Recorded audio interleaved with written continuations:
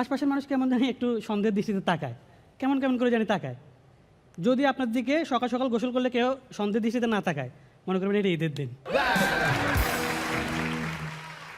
So আমাদের দুইটা প্রধান ঈদ, রোজার ঈদ আর কোরবানির ঈদ। সো রোজার ঈদ শুরু হচ্ছে চাঁদ দেখার মধ্যে দিয়ে। ঈদ করতে হলে চাঁদ দেখতে হবে। তো আমি সবাইকে নিয়ে ছাদে গেলাম চাঁদ দেখতে। আমি গেছি, গিয়ে আকাশের দিকে তাকাইছি। তাকাই সৌদি আরবে থাকা আমার মামারে ফোন দিছি,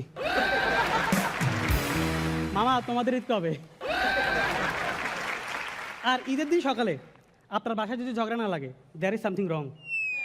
আপনি ইনভেস্টিগেট করেন, খবর নেন, কোনো না কোনো সমস্যা আছে, ঝগড়া লাগতেই হবে। একটা বিষয় নিয়ে আমার আব্বা আম্মা দুজনেই একমত, তাও ঝগড়া করতেছে। আব্বা বলছে পায়েস করা, তুমি না করলে পায়েসই করতাম। ঝগড়া, দুজন কিন্তু একমত, বিষয় পায়েস, কিন্তু তাও তো ঝগড়া করতে হবে।